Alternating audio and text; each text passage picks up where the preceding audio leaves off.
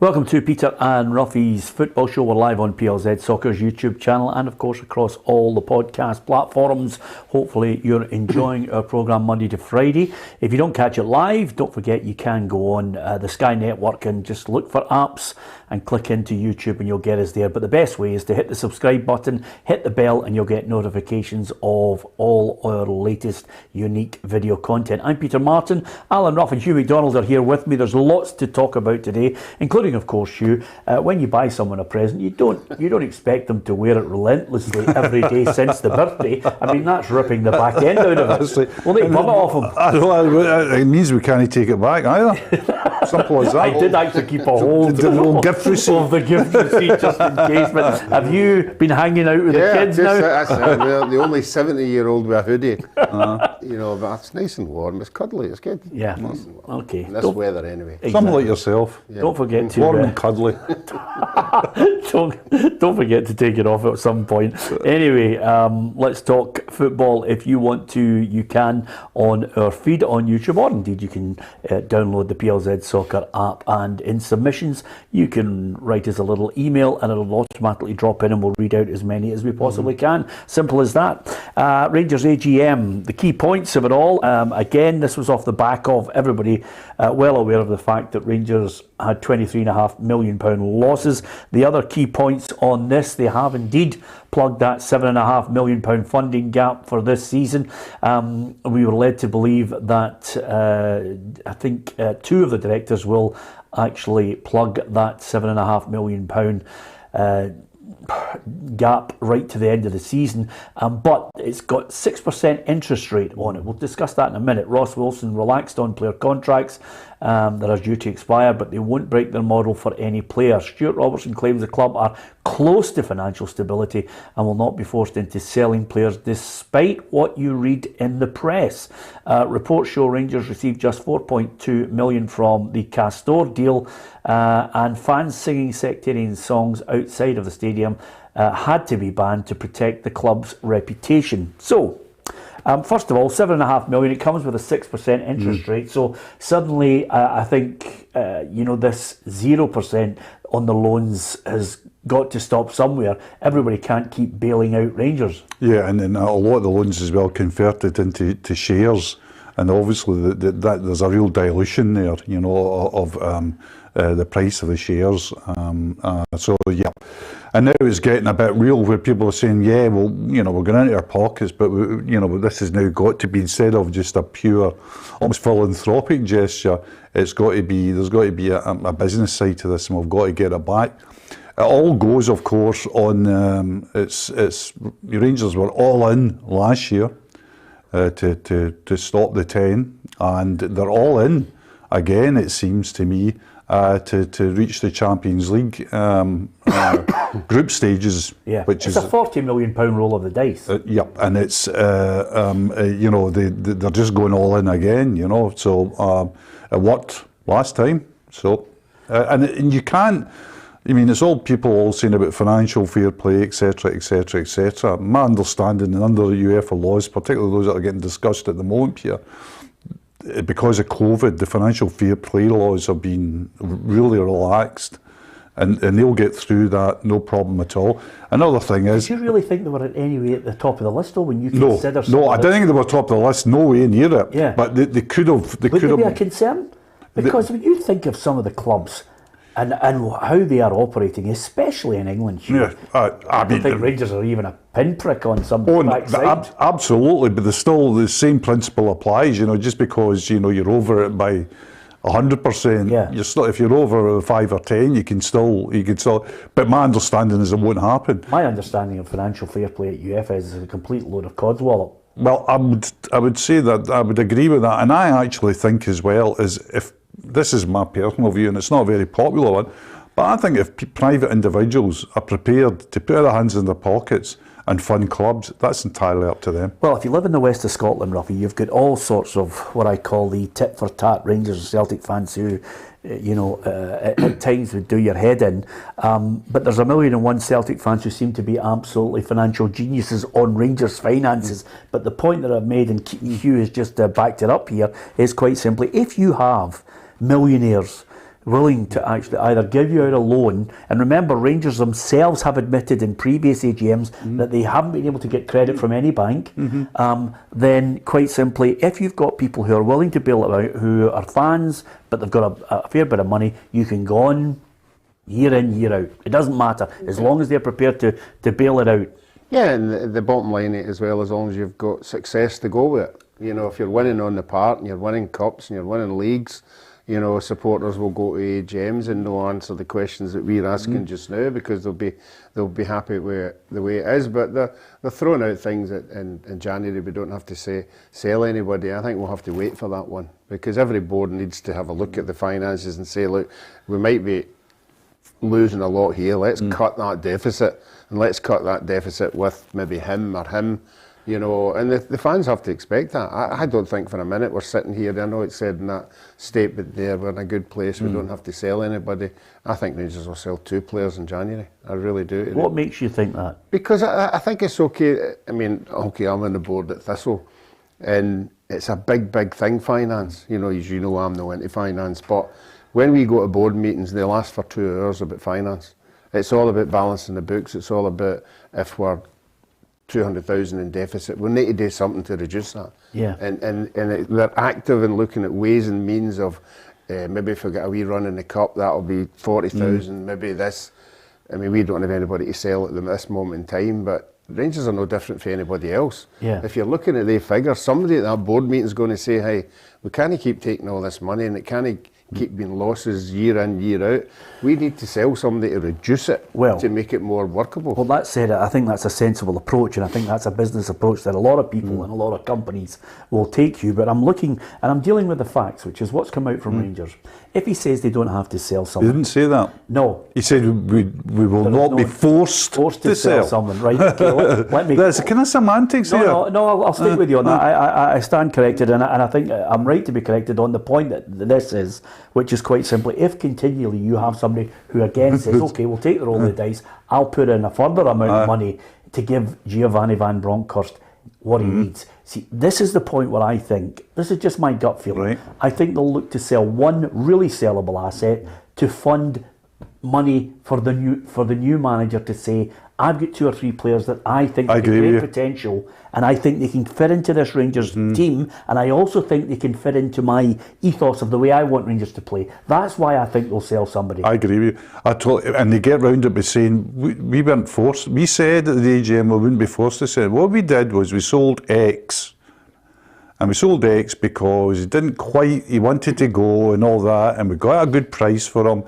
And Giovanni wanted X, Y, and Z from Feyenoord, Aarhus, you know, wherever, and to fit in his way to play. So we did that. Yeah. I mean, so they've got plenty. That word, not be forced. That expression gives them plenty of room to manoeuvre, doesn't it? But I do think that the emphasis will be to try and say, okay, listen, Gio, we will try and get you this. But that's normal, and that's sensible. That's not a criticism. That is normal. The other thing which I think is a worry, though, and again, when you look at other major deals, kit deals, the Castor deal hasn't really, it's in the embryonic stage, I have to say. The quality's been questioned by the Rangers fans. Getting out of the Mike Ashley deal was absolutely critical.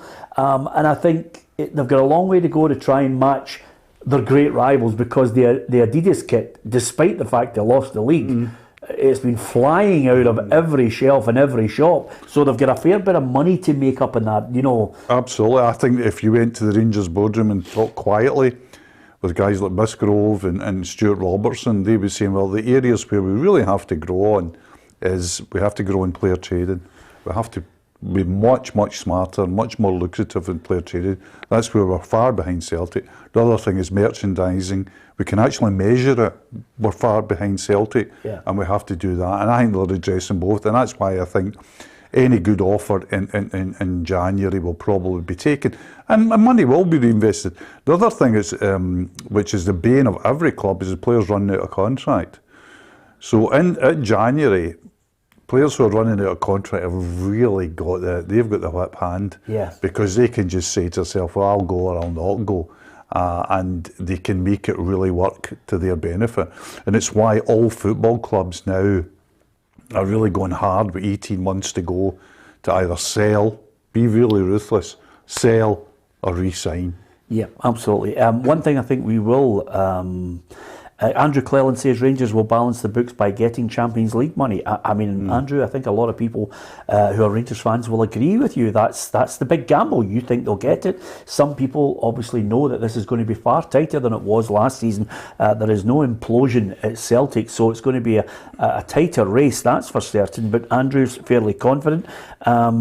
And Stephen Hamilton says it's heartwarming to see how concerned Celtic fans are about Rangers' finances, but that's the nature of, if you walk around Glasgow and you meet up with your mates, and chat about it, it's an incredible thing.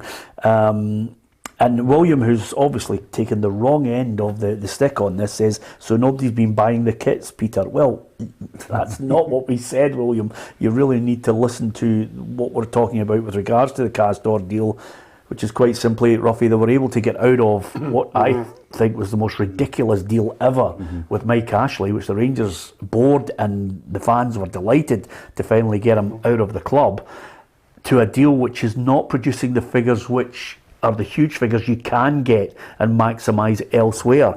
I'm talking about the great rival Celtic with the Adidas deal. This is in the embryonic stages and it needs to get bigger. Yeah, I think they have to buy into it more. You know, you've already touched on, and it's not us, it's the Rangers supporters are saying the quality hasn't been good.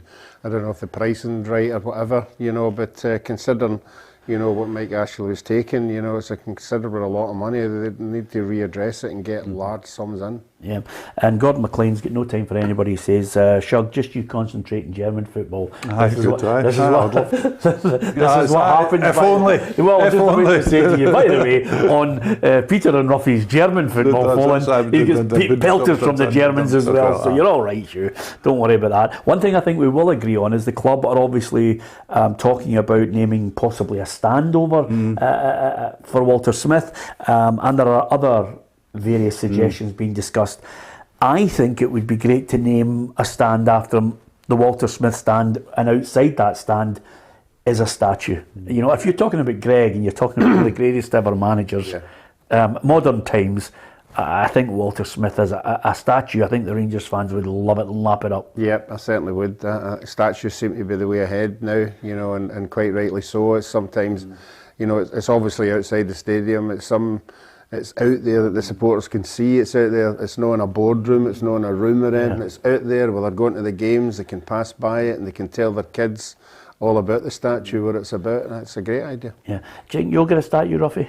No, I think there'll be a couple of people before me. Yeah. Dave McFarland will be. Oh, it's Stonewall certainty. Yes. But you might get one. There's not very few Thistle keepers in 53 caps. World Cups, I think you'd have to put it round the back. You couldn't put it out in Firhill Road. It wouldn't be there for long. Yeah, why? What? Somebody'd nick it. It'd be gone. What type of person would nick? What type of person would nick your statue? Melted down. Some stray cat. Anyway, okay. Can't wait to see it. Can you imagine we had to walk past that Hugh and just say, what a guy he was. Fantastic. There you are. I just thought I'd keep up your doom and gloom, Ruffy. The Scottish Cup 4th round draw was made yesterday. If your team's still in it, let's have a look at the draw. Quite extensive. Here's the first part of it. Hibs against Cove Rangers or Queen of the South. I was speaking to a few Hibbies today who were talking about potentially, Cove Rangers, Paul Hartley coming back with his side, Kelty Hearts and Montrose versus St Johnstone, it's Killie against Dundee United, Livingston Ross County, Motherwell against Inverness, Cally Thistle or Morton, the Jags have got Airdrie, Ruffy, Peterhead, East Kilbride and Rangers against Stirling Albion. The other fixtures, Aberdeen against Edinburgh City. Alloa, their manager's Barry Ferguson. Do you remember him? No. He is ready to take on Celtic. Arbroath against Brecon City or Darvel. Auchinleck Hearts, Ayr United St Mirren. Bankside against Raith Rovers will be fantastic. Clyde, Bank Annan and Dumbarton Dundee. And Ruffy, if ever there's a game that you'd want to go to, it's Auchinleck Hearts. It is. I've been to Auchinleck on numerous occasions, obviously when I was a juniors with the Glens, and even with the Glens, it was 2,000, 3,000. That was a huge rivalry, that. Well, Cumnock was a bigger one. Auchinleck Cumnock was bigger, but because we were so successful, and on the tails of Auchinleck and sort of trying to get where they were, everybody bought into it, and it doesn't matter how many's in there, the atmosphere, it's just a junior ground. It'll be absolutely electric.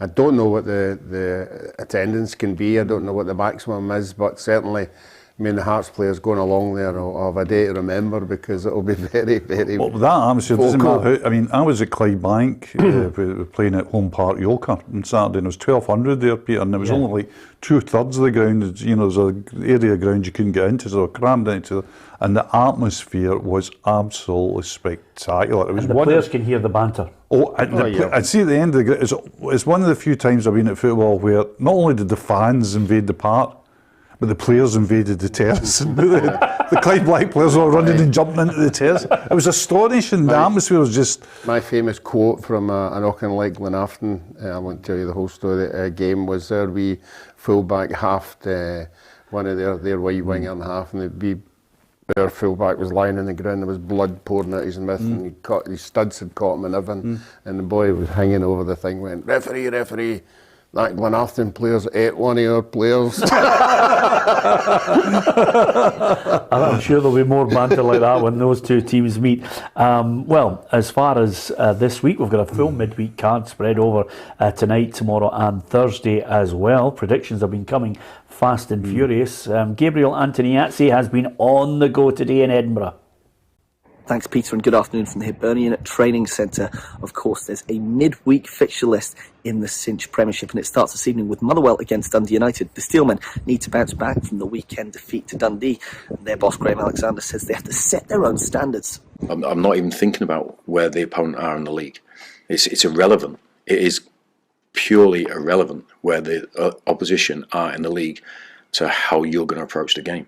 So that's where we have to get to, and set our own standards and be our own judges. 4 games on Wednesday include Aberdeen against Livingston. The Dons in a desperate need of a victory after 3 losses in a row. Hibs themselves ended a 5-game losing streak with victory at the weekend. They beat Rangers 2 weeks ago in the League Cup semi-final. They're hoping to do the same again on Wednesday. It's a great opportunity for us, don't get me wrong. It's still going to be very, very hard. Celtic are a good team, but we have to go there with belief that we're going to go and put a performance up. You have to go after them, you have to go press, and then, hopefully we can get the 3 points. And then on Thursday, it's Hearts against Celtic through in Glasgow. The two teams have played each other twice so far this season, 1 win apiece. Robert Nielsen knows that his side can leapfrog Celtic into second place with a victory.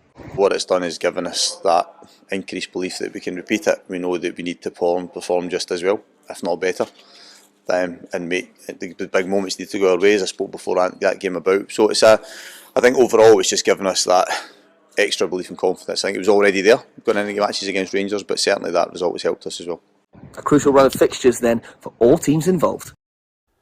Yeah, thanks to Gabriel. I'm not quite sure if somebody told him just to whisper while he was there at the Hibs training centre, but he's obviously delivering it very, very low. Hopefully you heard it all, but summing up what's on offer, we'll look over our predictions because we had a mental weekend of scoring. Ruffy, what a weekend for you. I mean, it really augurs well for you, Ruffy. The plan is Friday, get absolutely blotto out of your noggin and then put in your predictions, because 21 points. Yeah, it's incredible. I said that the other day. Yeah, generally I take maybe half an hour over it on a Saturday morning, to get no points. Yes. So I just abandoned this Saturday. I just picked up some numbers and threw it in there. Yeah, so, it did have the feel of a lottery. It did. Selection. I mean, the 3 first. I mean, the Hibs one in particular. They're down 1-0 with 6 minutes to go, and you get results like that, you're on a winner. But you pulled yourself together on Sunday. Oh, but I had Hibs 1, St Johnstone 1. I thought to myself, dancer, I'm on a good weekend, and then it all started to collapse on the Saturday. It was a great result for Hibs, though, Peter, for so many reasons. I mean, it pulls them out a spiral. I know they had the semi-final win against Rangers. It pulls them out a really bad spiral, and I think really importantly, Nisbet looked back on it as well. He got a goal disallowed. So did Scott Allen. I mean, Scott Allen always looks on it. Did you see that turn? You just say to yourself, see me watching that, you just go, how many guys can do that, I have got a lot of time for Scott. I think he's a really nice guy, and I really love him as a great footballer. He can see passes that some mediocre midfielders wouldn't attempt. Even the second goal when he picked it up, He actually saw somebody at the back post where everybody was in the middle. Yeah, but he's done that before. And He did that at Easter Road, fired Ruffy. it right across. I think he did that at Easter Road to Jamie Murphy before, about a month ago. I was there. And see the thing Can't about remember the team. But see the thing about it is, see when you do that turn, a lot of players who maybe can do that turn, then find themselves in space and they lose concentration because they've done something, you know. And he did it, and then as you say, he fires it right to the guy that he should be firing it to, who finishes. It was a great goal. Yeah, absolutely. As Graham Alexander was talking about there, you know, you can't be worried about where everybody is in the table. I think if you were a betting man at all, you'd be avoiding Motherwell. I can't work them out. You know, 1 minute you've got a couple of wins against Aberdeen and Hearts, next minute thumped by Dundee. Yeah, and the manager will be saying to yourself, how do you stop this inconsistency? Because that's all it is. You know, these results you've said there were really positive, but when you turn up at a game on any given night and you don't know what's going to happen, it's not a good thing to get through, because you're waiting to see and anticipating, are they going to perform or are they not going to perform, and if they don't, they get hammered. And with the results of the weekend, there is now 2 or 3 teams come into the mire, you know, and Aberdeen's one of them. You know, they've played one more game than I think the 3 underneath them. So all these results that are coming, particularly this midweek, whatever way it goes, there could be people down that bottom there you wouldn't have expected. Yeah, well, it's Motherwell against Dundee United. Tony Watt says they can't afford to be losing games, especially like the one against Dundee and other teams around them. We've usually done all right against the smaller, so-called smaller teams, Dundee, Ross Counties, the teams that usually were around, Livies, St Johnstone's, St Mirren's, and ourselves included. We've usually done all right against them this season. I think that was the first time we've been beat off a so-called bottom 6 team, and no, we need to be better. Yeah, usually Motherwell can get up the table because they don't fall foul of those games against teams around them. Dundee United, in contrast, are a team back in the top division. Tam Courts is obviously, I think, a fan's favourite, but boy, they should have beaten Ross County. Ross County had 10 men in the park, for God's sake. And it was an awful goal to lose. Yeah. Daft foul, not picking up runners. It's the last set piece of the game. You know, when you know that a 10-man team will, you know, none else but throw people forward for that. And it was a really sloppy, poor goal to lose. But by the way, Ross County, I mean, I wasn't at the match, I just watched the highlights. Ross County were well worth the point. Yeah, they do play some good football, Hugh. I think Ross County are really interesting, because Malky Mackay was saying at the beginning of the season, we're all right, and it was a lot of stuff that you would expect a manager to say, we're being a bit unlucky, we're not quite firing yet. But now and again, they produced the performances where, I mean, particularly obviously Dundee one, but they produced performances where you say, there's a bit about this team, because here's one crucial thing about them is they can score goals. You know, and teams at the bottom usually struggle to do that. So I'll be keeping a close eye. I think I expect them to finish, in my predictor, 10th and maybe 11th, I don't know. Yeah. But, you know, they'll be worth looking out for, actually. Yeah, well, I mean, obviously the 5-0 against Dundee was a major bonus to them. The win against Hibs, I don't think too many people saw that coming, but this is a big one for them. Now, Hibs against Rangers.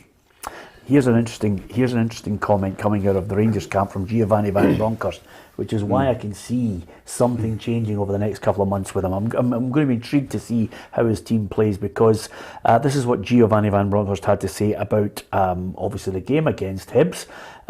We will have a different style from the last match, but we will look back at the threats Hibs have. It's a new chance to get the 3 points. To be dynamic and change systems is very important in modern football. We have a big squad with a lot of different qualities and strengths. I'm very happy with the balance in the squad, and we will prepare every game differently for each challenge.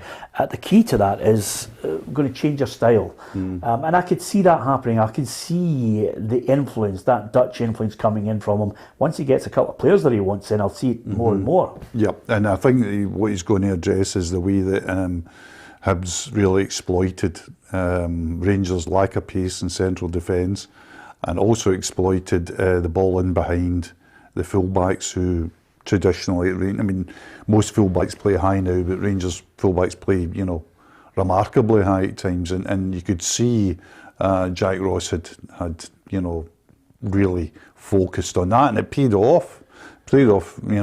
incredibly well.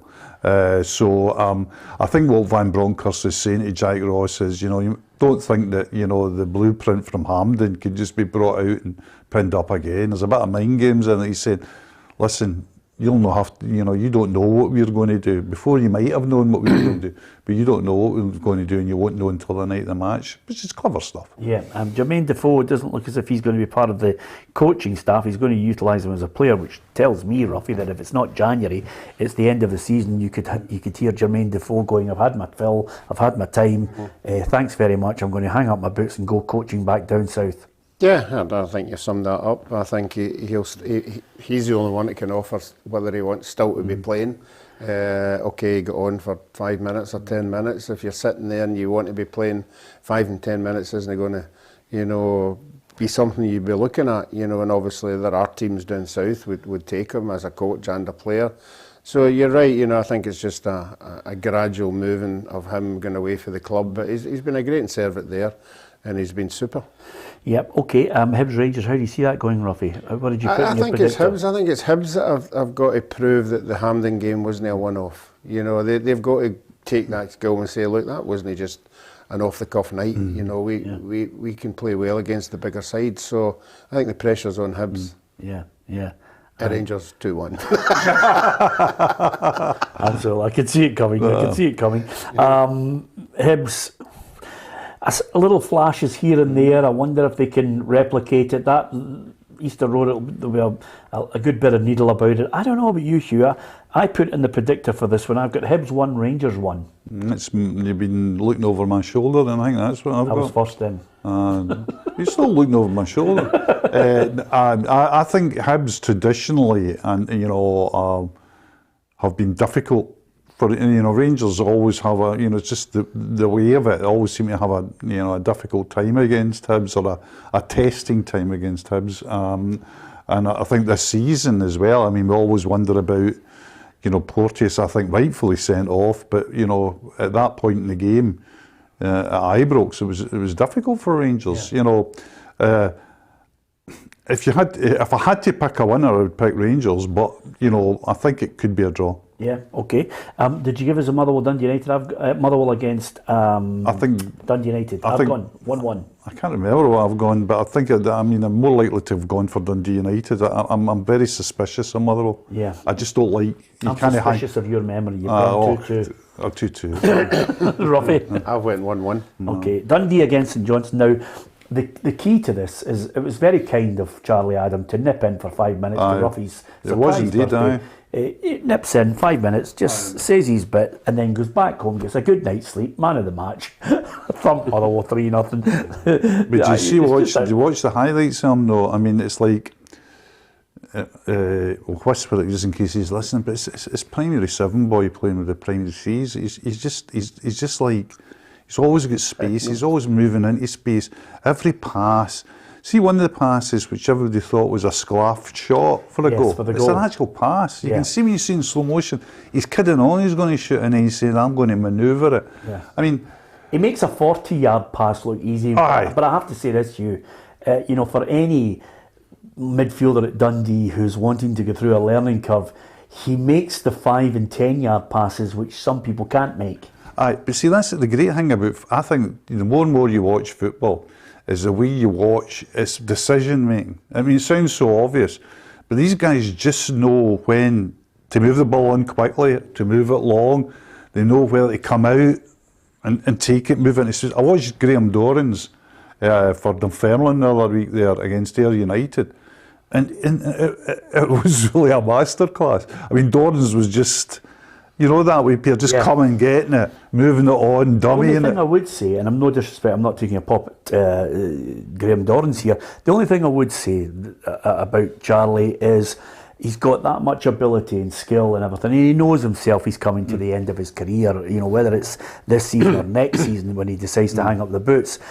I think sometimes when you get to a level where it's Celtic and Rangers, then he can start to feel the heat of not being able to lift his head. But the teams out with that, I think the other 10 teams, the other 9 teams, he can pick the passes till the cows come home. I mean, I again watched the highlights, and he was the only person, and this isn't a criticism, he was the only person in the Dundee side that never ran about. He wasn't running about like 100 mile an hour, like the McGowans and all the youngins were all running about. Charlie just was in an area where he was getting the ball and just letting them run about, and that's an ability, that is something, not many people can do. He's not charging up and down the park, he's not doing box to box, he's just being in the right area at the right time to bring other players who are doing all the running into the game. I thought it was interesting, his heat map as well, which was shown in the highlights, which showed how much of the ground he actually covered. Yeah. And Ruffy's light, he wasn't doing shuttles, but he was moving. Yeah, just gliding. Just gliding to where the ball was. And if any level of football that anybody's played, the best thing to have in a teammate is when you're in trouble, you can knock it short. Yeah, absolutely. So Dundee against St Johnstone. You've gone 4-0 St Johnstone to you after that big. No, I actually fancy Dundee to win. I think St Johnstone. I think. I think. Got 2-0. Yeah, I fancy Dundee to win. Yeah. I've got them 2-1. What about you, Ruffy? I've got 2-1 as well. Yeah. St Johnstone, to be fair, I think Callum Davis's big worry is getting that ball to the front men. For me, I probably think we're not getting the ball in the box enough for them. We're not giving them enough opportunities to get chances. So I probably think it's probably, as the final third, but it's probably 25, 30 yards out. Can we make good decisions? A lot of times, the last 3 games, we've great positions to go and counter teams, and we're giving the ball away first pass, and we're making the wrong decision. Okay, give us your thoughts on St Johnstone as well. Who's going to come out on top in that match? And the next one, Aberdeen-Livingston. Well, I am looking here at Aberdeen, and it's just incredible, Ruffy, when you look back when we thought they'd actually managed to see off that huge crisis where I'm looking here, 3-6-9. They hadn't a win in 10 games. Then they defeated Hibs. Then they had a draw against Rangers. Then they had that win over Hearts, and everybody thought, that's it. Here comes the Aberdeen run, but it's no win in 3. No, and it's desperate. They're one of the teams I'm talking about. They play the game more than everybody else. If they don't start picking up points and the other teams are all playing each other, they could quite easily find themselves second, third bottom of that league if they don't pick up points. In this game in particular, you're looking at it and you're going, I've got to win this one. But Livy went up there before and beat them in a midweek game. So there's no guarantee. I just think that it was a relatively good performance against Celtic. So they've got to carry that on, and they've got to win this home game. I think I've got them 2-1. Yeah, Stephen Glass, the Aberdeen boss, gives us the reason why they're not winning these games. We weren't ruthless enough at the top end of the pitch, and we gave up soft goals. We didn't get picked apart. The Celtic one's a different kettle of fish, really. I think the quality that they possess, they were better than us on the day, and we still got undone by a goal that deflects off their captain and goes in, despite all their good play. But I think the 2 games are the ones that we should have done better in. Not ruthless enough, Hugh.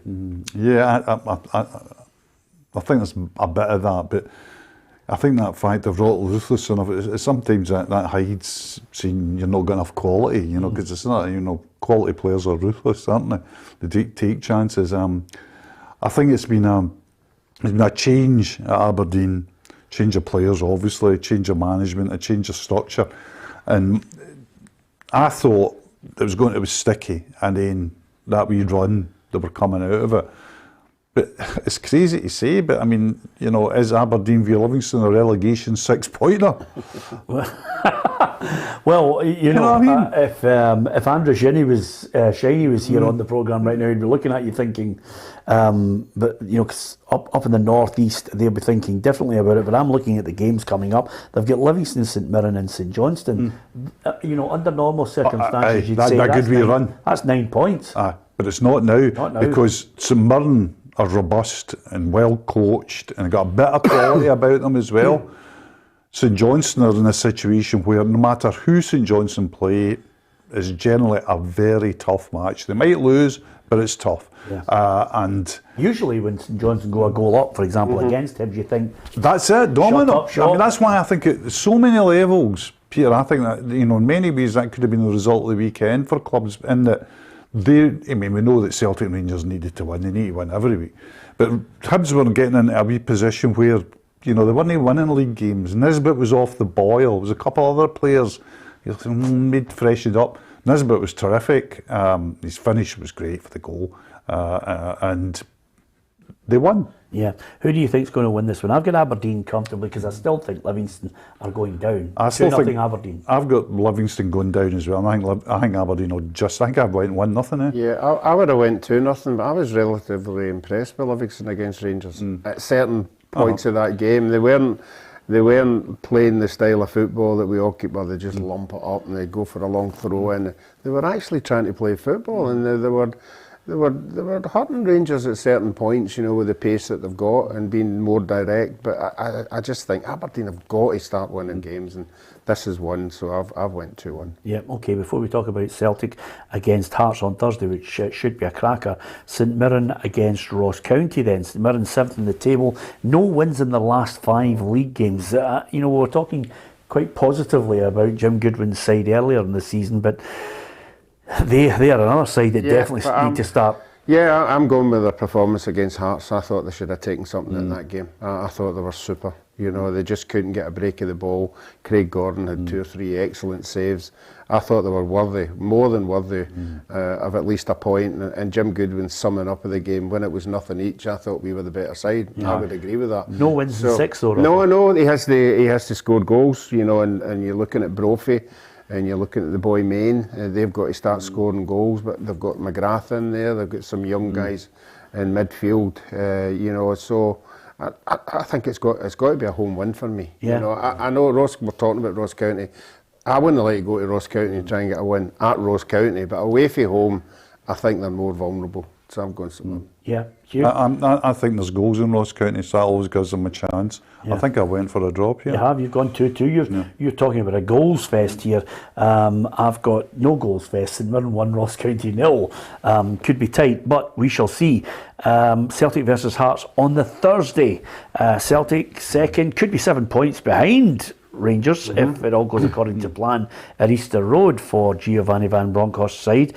But this one is always a good fixture, always good to watch. And Hearts, if Robbie Nielsen's to be believed, when we heard him earlier, they're going to try and high press Celtic, keep it tight. Yeah, I think they've got to, because any time that Celtic have got possession with McGregor and they manage to get the ball wide to Jota and the other boy on the other side, you know, it's electric. It's so exciting to watch. Abada, it's so exciting to watch. And they are still vulnerable at the back, you know, so it depends how much I think Hearts go for it. I worry about when Craig Gordon's the star man. It means you're getting shots at goal, you're making them saves, and that will be the same at Parkhead. I mean, 3 or 4 of his saves were top drawer, Robbie. They're just, he's in a form of his life. It's just incredible. But I said that last night. There was 5 goalkeepers at the weekend could have been in Gabs' team of the week. Yeah. Because they were all making fantastic saves. But can't have that, Ruffy. Don't be silly. I know. Can't have 5 goalkeepers. Why didn't I have one? I know. There's not many goalkeepers win Player of the Year, is there? No. Yeah. What year was it, Ruffy? No, I did win I won the Sunday People Player of the Year. You know, you get stars every you get points, and it came to the end of the season. You got a right whack of money for that as well. They went bust. Yeah, did they? Sponsors went bust. There's your trophy. Nothing worse. I've been running into the news agents every Sunday because I knew I was getting an 8 and a 7. It meant nothing at the end of the year. There's kind of a good news and bad news. Right. I wonder which way the Celtic fans will view this. Tom Rogic could return against Hearts. Carl Starfelt close to a return.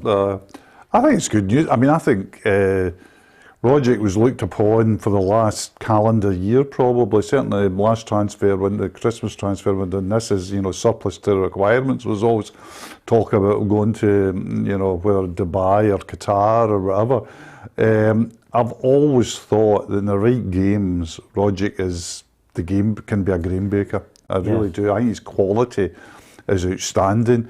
He's obviously reacted to the manager as well and become part of the team. He's very positive about him. Yep. Not for me, Hugh. not for me on a consistent basis. Well, that's like I think when you look at somebody who's a midfielder who you need to be playing 90 minutes, that's the other thing. You need to be. It's not for me. 1 game in 4 is not good enough. Well, if you did a highlight reel of Rogic, particularly his goals, the technical way he can score goals. Yeah, his feet are magnificent. He would be playing 10 for Man City. Yeah, but that's because it's a highlight reel. When you actually look at him, you're saying it is 1 in 4, and maybe it's 1 in 8 because 4 games he's injured. Yeah, so he's if he was producing the level that he can produce every week, he simply wouldn't be at Celtic. Yeah, Celtic. If he produced the level you're talking about, I'd be happy to watch him for 60 minutes. No. I think he's got that much quality, and he's got a lot more ability than a lot of other people. If you got that top performance for 60 minutes, it'd be a joy to watch. Celtic, again, we always love getting close to the January transfer window because everybody and their granny's linked with players, but it won't go away. The 2 Japanese players, Hatate, they reckon can play left back as well, so he is being strongly linked coming in early in January, which will be unusual for Celtic.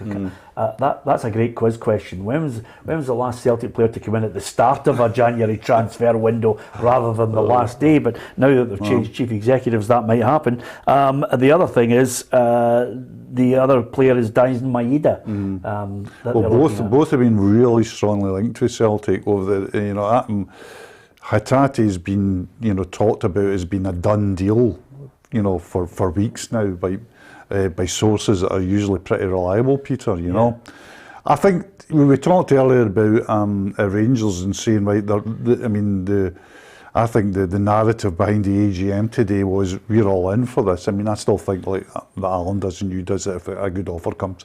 Somebody's away at Christmas for good reasons. But the interesting thing is the other side of the account, how far in are Celtic? I think that's the interesting thing. Well, I'll tell you what they'll do. Here's a suggestion to you, and you might either agree or disagree with me. I think what they will do in January is potentially those 2 players could come in, maybe one other. I think what they'll do is offload a few players in the background silently that have just been failures. Who do you think would go? The goalkeeper? Well, the goalkeeper's got to go because he's just not playing. So he's the first one. Yeah. Ayeti, I'm told, could be January transfer. Oh, that'd be interesting. So he can't score goals. He's not a goal scorer. He's just looked, and he's not a £5 million striker. But more crucially, I think as well, even on the park, he doesn't look dangerous, like a Postecoglou player either. No, because even if you can't score for Postecoglou, you can get around the park a lot. Would you be surprised if Ayeti, Barkas, and Bolingoli left? No. So there's my 3 for good, you. That's a good shout. Yeah? Yep. Okay, Ruffy, do you agree? I would agree, but I think the Celtic fans would be more happy if they found out Jota had done a deal with him. Yeah. I think that would just brighten up the whole thing before these guys come in January. They've got to get him on a contract. If he was to be allowed to wander away back to Benfica or wander away to somewhere else, I don't think the Celtic fans would be too happy with that. Yeah. Stephen McNamara says Celtic could not sign anyone and still win the league, Peter, comfortably. Rangers have got complacent. That's Stephen's opinion on it. I'm sure there are many, Stephen, who will disagree with you on that one. But it'll be interesting to see. I think this January's transfer window could be quite pivotal in the race for the title, which is certainly going to be closer. I always love looking at sometimes those little 2 or 3 paragraphs that are put at the bottom of paper or on your social media. Not that they mean much, Ruffy. CIES Football Observatory data show Celtic are the top passing team in Europe ahead of Man City, Bayern Munich and PSG, which for some people looking at it and thinking to themselves, they've passed the ball on average 735 times from the last 13 games, and that's great as long as you've passed the halfway line. Pass it into the net. I'd love to see the ratio of goals at the end of that. Yeah, and these stats come up. I remember my most famous stat was when me and Peter were in Barcelona to see Barcelona versus Celtic, and obviously Barcelona won 7-0. Yes. And after the game, they threw the stats up on the telly of who was the most player and the Benfica side that touched the ball on the night. It was Piqué, centre half for Barcelona. No Messi, no Neymar, no any. It was the centre half. I think you'll find that would be the case for Celtic. The centre half touch the ball more than anybody. Well, everybody uses that as literally, they call it the pivot. You know, that any time you're coming, you're checking out of going forward, you're going to move it back into the middle and then try again. Yeah, as Stephen Hamilton says, most of the passes are back and sideways. Yeah. Stephen, there's not too many who disagree with you. Always look at these stats and these things that come out, because we are, if anything, this really is the kind of a Moneyball generation, isn't it? Stats. Never mind baseball or American football. Right now you can have stats on people, you can have heat maps on them, you can have how far they travel in a game, and it always keeps going back to, whether it's a Bertie Auld, a Bill Shankly, a Jock Steiner, or Matt Busby. They can run about, but they can't play. Well, the classic one about stats is one season they looked about who's the best passer in the English Premier League. Nobody would have said something like David Silva, or it was before De Bruyne, and somebody would say David Silva or whoever was at Manchester United who was in the central midfield there. And the best passer was Mertesacker for Arsenal. Something because he was doing that thing. The goalie was rolling the ball out to him and he was hitting it 4 yards. So his pass completion rate was 99%, because all he was doing was passing it to a chair. You know what I mean? So it's, literally. I remember one of the famous person who would come out with something, and it was Craig Brown. I remember Craig, if we ever played anybody, would go, do you know what the population is of that country?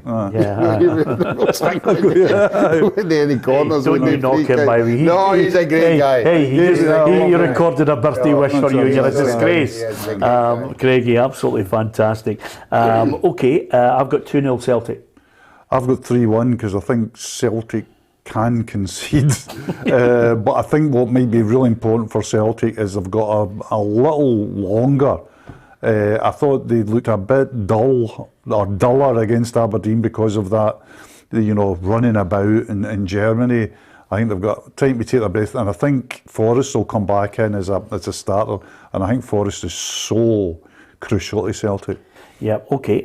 Before we talk about Ballon d'Or, which is causing a little bit of a stir across Europe after yesterday's events, Ruffy, which I think, to be perfectly honest with you, is quite negative, and doesn't take the shine off Messi's achievement, but we'll talk about that in a moment. I just wanted to mention something which I think, again, every now and then, because of the age of all three of us here, it's good to mention some players from yesteryear who've sadly passed away, but well worthy of our recognition. And the latest one, the last couple of hours, just broken, Ray Kennedy for Arsenal and Liverpool. Now, again, I thought he had a great left peg on him.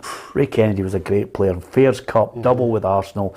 You only have to look at his achievements: 5 titles with Liverpool, 3 European Cups, a UEFA Cup, a Super Cup as well, a League Cup with Liverpool, and even won the Welsh Cup with Swansea. He was, he didn't actually play up front at one point, but he could play just off Hemlin Hughes, and he could play in the centre of midfield. He could play anywhere. He was just one of these guys who just had that balance, that, we're talking about Charlie Adam, the way he played, and he was the same, and playing in a quality side as well, and he was, particularly at Liverpool, they thought he was absolutely magnificent. Yeah, that Arsenal side was, and he was crucial at Arsenal side because he played up front with Radford. Up front. It was a really powerful Arsenal team. It won the double. And the double was really, I think Arsenal were the first team. I think there was only 2 teams in the 20th century up to then had won a double. Spurs in 61. Spurs in 61 and Arsenal. And I think it was the last century that somebody, so it was really difficult in England to win a double. And they won it. And they had class in the team as well, Charlie George, etc. But Radford was very young and he was very strong. So you thought of him as he's going to be a physical, big centre forward and he's going to make his living that way. Then he turns out actually to be a very educated midfield player. So he had a range of abilities, Did he play that night at Anfield in the 2-0 game? When Arsenal won the league at Anfield? No, that was Rocky Rocastle. Oh, that's 89. Rocastle. Boy Rocastle scored the midfield. Yeah, are you talking about Ray Kennedy? No, it was Rocastle's. Yeah, Ray Kennedy left Arsenal and joined Liverpool in I think 74. It's an early He had time. a tremendous career. I mean, if you play for Arsenal and Liverpool, win league titles with both, I mean, that's a decent CV. Yeah, listen, he's a legend at Anfield, and I can remember as a boy watching him and thinking he is a special player. You don't win 3 European Cups being selected in the team without being an absolutely magical player. From everybody in the football show, our condolences and thoughts and prayers to everyone associated with Ray Kennedy. Magical player, sadly gone too young at 70 years of age. Messi wins the 7th Ballon d'Or, and Ronaldo has blasted the France football editor, who basically made an accusation that Ronaldo is only interested. Pascal Fer said that Ronaldo's only interested in winning more Ballon d'Ors than Messi before he finishes his career, which I thought it was a crass thing to say. Whether it was pre the tournament or after he'd won the Ballon d'Or. Some people are questioning whether Messi should have won the Ballon d'Or, which is a separate. We'll get to that argument in a minute. But I thought it was a crass thing from Pascal Fer. Ronaldo subsequently came out and said he's implied that he's a liar. Again, those two can have it out tit for tat on that one. He says he's always congratulating the people who win the Ballon d'Or. It is difficult to win it. And for the last decade, Ronaldo and Messi have dominated it, and rightly so, Hugh. Yeah, they've dominated it. And Ronaldo and Messi has been one of the great football rivalries of the 21st century. It's almost like it's transcended sometimes some club rivalries that if you in social media even say something mildly positive about one of them, somebody will come on and slaughter you about the other one. I mean, I think it's become a media and a social media and a fan thing now, this great rivalry between the two, and anything will be picked up. And I think both of them are very aware of the personal rivalry. They'd be daft not to be. I mean, these guys are now vying for history. They're not vying for money. They're not vying for, setting up their families for the rest of their lives. So they're vying for their place in history, and they want to be known by measurable things as the player that scored the most goals in the most Champions League wins, the most Ballon d'Ors. Ballon d'Ors now came into it, which was never a thing at one time, was it? I think the elite players now, of the top 1% or 2%, like it on their CV. Oh, they love it. Oh, aye. Because it's not only endorsements. It's sponsors. It looks and great. It's a big night out now. Yeah. I mean, see, before it sounds daft to people maybe watching, but honestly, at one time it could escape unnoticed who the Ballon d'Or winner was. Over here it could. Yeah. But can I just say to you, Lewandowski must feel miffed. Well, the only thing Lewandowski didn't win last year was a 50-50 draw at Home Park on Saturday, right? That's the only thing he haven't won. Yeah. There's a picture of him in his bed up on Twitter. I don't know if you've seen it. I've seen it. And it's like, it's astonishing. And I actually thought that Messi had, for him, and it's Messi, so calm your jets, everybody, what I'm going to say, had a mediocre season for Messi. Did the Copa America swing it for him? Absolutely, because what else could swing it for him? Yeah. Because if you watched him in the Champions League, he was abysmal sometimes. He was actually, I watched him against Bayern Munich that day when at one point Barcelona needed a converted try to win the match, right? You said to them, you watched them walking about, and this vibrant Bayern with Lewandowski, you go, I mean, and Lewandowski now will never win it at his age, I don't think. I think that was his chance, and I just think he was so central to everything that Bayern team did. I would definitely have voted for him. Do you want to remind us how you do win it?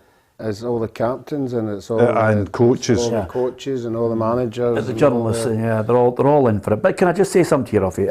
I don't even think Ronaldo will win it again. I mean, unless Ralph Rangnick suddenly pulls out, as the Manchester United manager in the next 6 months, the best out of Ronaldo, I can't see him winning it again. No, it's amazing, because we now see them up close and personal. We see them every week now. Before it was always highlights in Portugal or Juventus or whatever, and every highlight was magnificent. Yeah. But What do you make of the three?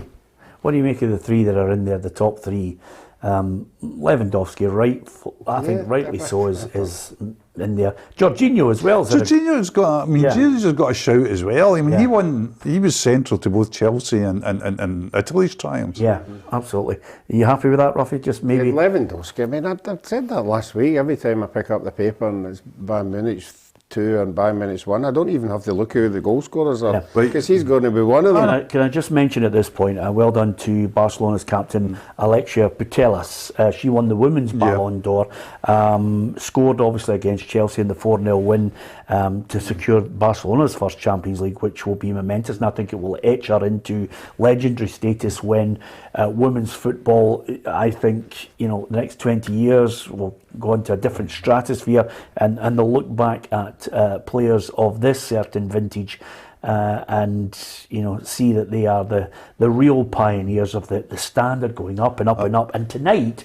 of course, we are hoping that the Scotland women's team can produce something against a Spain side. I'm just looking at it and I'm thinking to myself, if Scotland get anything out of this one, Spain top, 4 wins, 35 goals scored, none conceded. Well, we were talking about stats earlier and having a wee smile at them. Those stats are kind of irrefutable, unanswerable. I mean, Scotland, did so well against Ukraine to fight back and keep in it. This is a mountain of another scale, Peter. If they could win this, though, God Almighty, everybody would go mental. I think if they get, I think they'll be beaten comfortably. This is always poor. I know I've been very depressing, but Spain.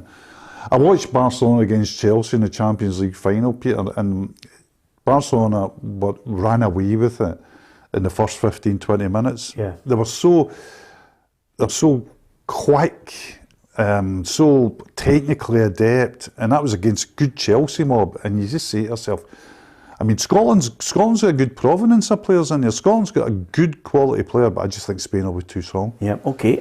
Just one little note to finish. Billy has sent us a message. He says, I hope you mention Andre Gray's goal against Derby. It should get an honourable mention on the show. He says, I note Kel Roos took a leaf out of the Alan Rough playbook, which is, if you're not going to get there, don't dive and make a fool of yourself. Keep up the good work, guys. The show is a joy to watch, says Billy. But I think some keepers need to follow your advice. If it's a great shot, don't go for it. If Zico knows it's going into the postage stamp, just move and admire the shot. That's what the goal did. By the way, here's Ed there. I'm at my near post. That is fantastic. Kubias outside of the right boot. You deserve the goal, by the way. Bobby Charlton tells a great story. His debut at Hampden, I'll be very brief this, I know we're running out of time. His debut at Hampden, Bobby Charlton scored this absolutely screamer for England. He said, one of the best goals I ever scored, Charlton. So it must have been good. And Charlton says, one of the best goals. He says, I was running back up the park. He says, and I just got grabbed with somebody. It was Tommy Lawrence, the Scottish goalkeeper.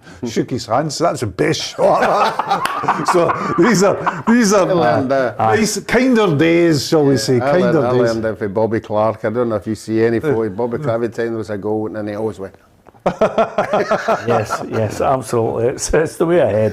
There's no point in going for it if you're not going to get there. It's as simple as that. Some people dive for the cameras. Anyway, thanks to the many people who've posted messages on our feed. As ever, I always preach that we like to embrace the thoroughly decent people who talk about football.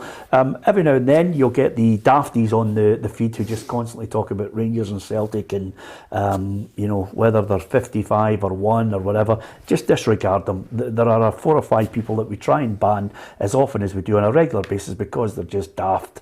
But the 99% of people want to talk about football and love their club and want to talk about the here and now. While we're here on this earth, they love their football and they want to talk about it and we embrace them. If you are a football fan, you enjoy the show, don't forget to hit the subscribe button. We really are indebted to you for joining the football family of thoroughly decent people who obviously want to talk about their club and their special players as well, and of course debate with us. You don't necessarily agree with Hugh, Ruffy and myself on a regular basis, but that's the joy of it. Hit the subscribe button, hit the bell, you'll get the notifications. If you do get a chance, download the PLZ Soccer app. It's got all the breaking football news from the UK, Europe and across the globe as well. And you can also, just in submissions, put in your thoughts and drop it in an email to us, and it comes in immediately and we can react to that as well. So with that in mind, do join us if you can tomorrow. Charlie Adam won't be with us because he'll be strutting his stuff for Dundee, but Tam McManus will be here with who knows what hairstyle. And the big question for tomorrow's programme, which is live at 4 o'clock on YouTube, will Ruffy still be wearing his birthday present from the PLZ soccer team, or will someone with a Bunsen burner get it off? They'll be looking like someone like the cat dragged in, you know. Exactly. Yes. And that should be the catchphrase of today's show. From Ruffy, meow, from Hugh and myself, Peter, thanks for watching.